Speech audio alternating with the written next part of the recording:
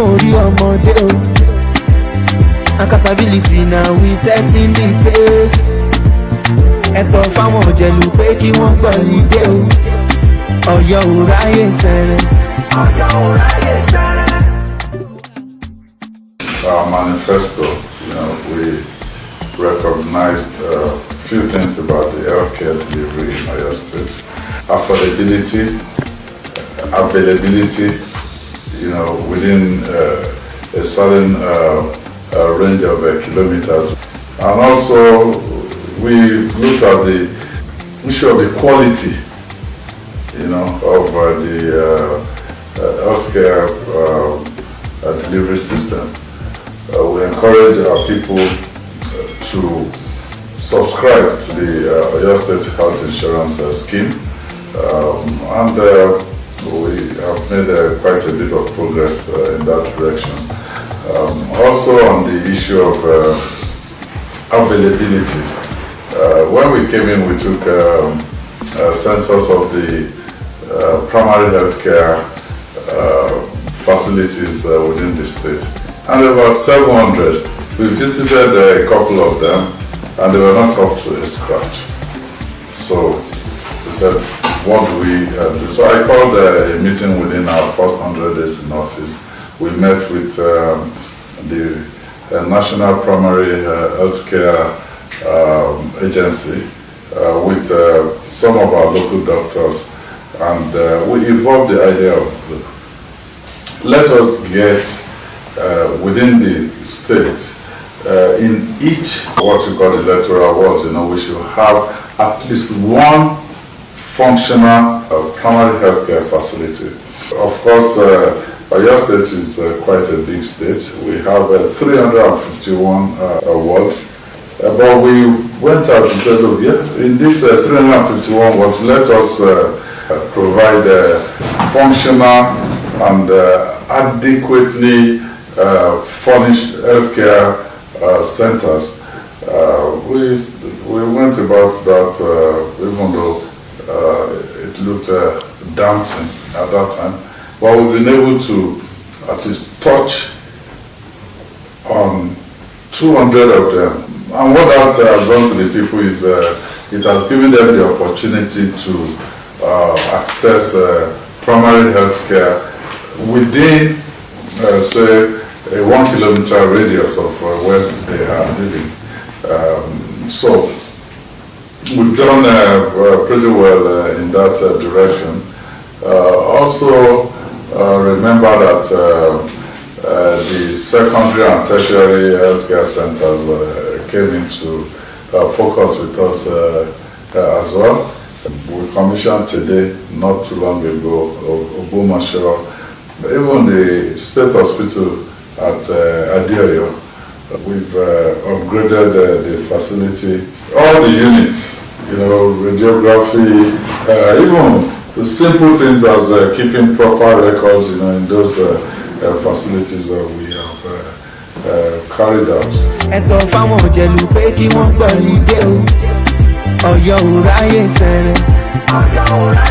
COVID hit, not up to maybe 8 months in office. All sort of issues were brought upon us. And all sort of suggestions also, because apart from the 1918 Spanish flu, I think the world had not experienced anything on that scale. But we managed the situation in Oyo State. One thing that we did was we insisted that if you want to help us, we're not going to go for any temporary facility. People came and said, well, why don't you turn your study into isolation centers and all of that. But we said, no, if you want to assist us, we're interested in permanent isolation centers. We turned one of the healthcare facility at Olodo into an infectious disease center, and that was adjudged to be the best in the country. There are testimonials to that effect. So from that standpoint, that has assisted us to now put in permanent facilities, all those isolation centers that we used during the COVID-19 pandemic. Now they are functional facilities, with upgraded equipment, laboratories, and even the ambience. ẹ sọ fáwọn òjẹ̀lú pé kí wọ́n gbọ́ lídé o Ọ̀yọ́ ò ráyè sẹ́rẹ̀. I would say that we have actually achieved some of the targets that we set for ourselves as far as the healthcare delivery in Oyo State is concerned, both from the primary healthcare standpoint to secondary and to tertiary. We recruited some healthcare workers, nurses,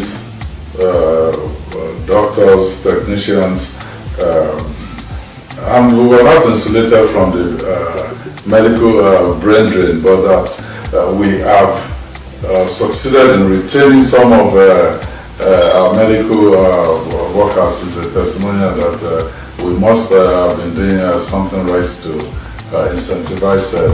ẹ sọ fáwọn òjẹ̀lú pé kí wọ́n gbọ́ lídé o Ọ̀yọ́ ò ráyè sẹ́rẹ̀. Because Oyo State is quite big, and when you go to all the zones in Oyo State, there are communities that are very rural, so the idea of the free medical mission was actually to take volunteers, doctors, medications to those communities, and it has been largely successful. I mean, they've carried out several interventions, and the surprising thing really is that most of those community, they look forward to it. They'll say, when is Seyi voluntary healthcare workers, when are they coming to our community? And it's not something that just started by me becoming the governor. I have been doing that even as a private citizen. What being the doctor, what being the governor did for us is just to expand the scope of what we've been doing, whereas I was limited as a private individual by how many communities I can visit, but with government support and intervention, we've been able to expand this, and we have under that mission, we've treated a lot of people, carried out few minor operations for people, and also some of our people that are not even aware of the ailments that they are having, like high blood pressure, some kidney issues. They've been able to identify some of them within those communities, and then they have been sent, to appropriate medical facilities to get them.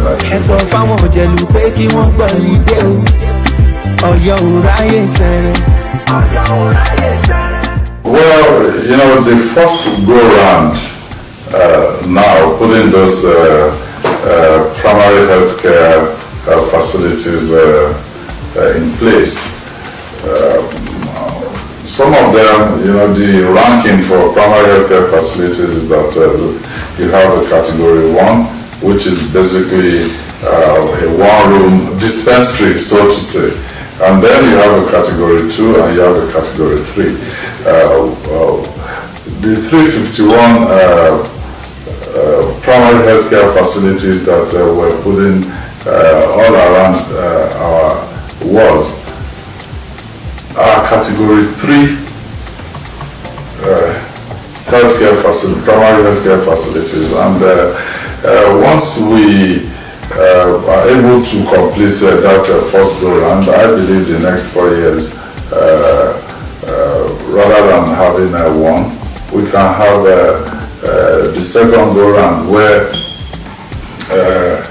because one of those in few communities you have one primary healthcare center serving maybe 3-4 communities. So the second go round, we believe that more communities, can be brought into the scheme, rather than looking at people going 1 kilometer radius of where they are living right now. It may end up, being even shorter. Also, we are working presently with the French government on upgrading our secondary and tertiary healthcare facilities. It's a project that we think will spill into the next administration. They have given us almost like a grant, because the facility is really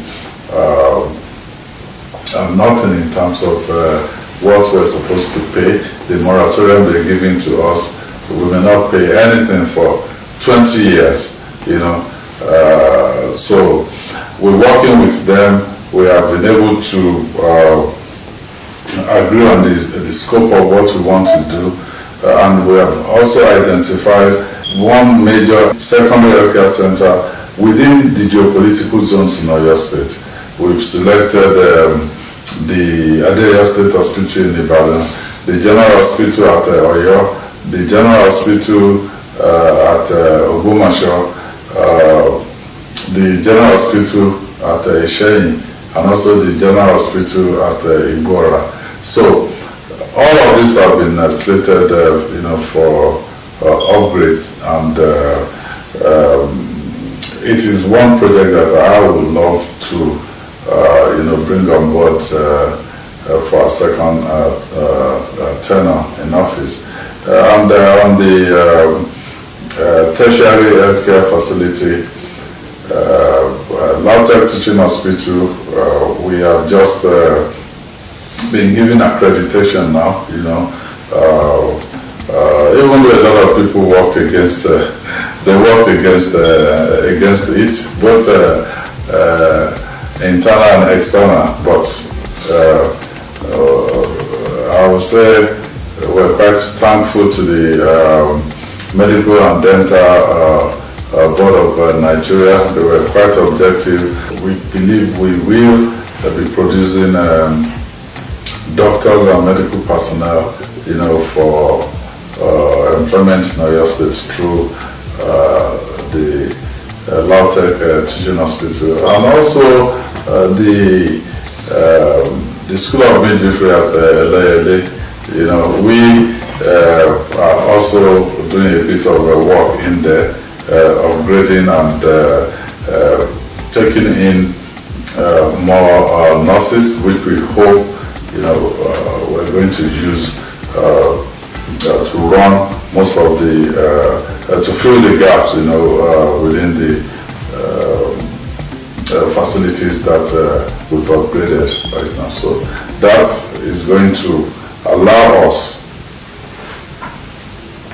to get the full benefits of the upgrades that we've done, because physical structure, but once you have the personnel, adequately trained and motivated, we think that will complete that. 200 PhD don't resuscitate, cause it be like magic, báwo ló ṣe ṣe.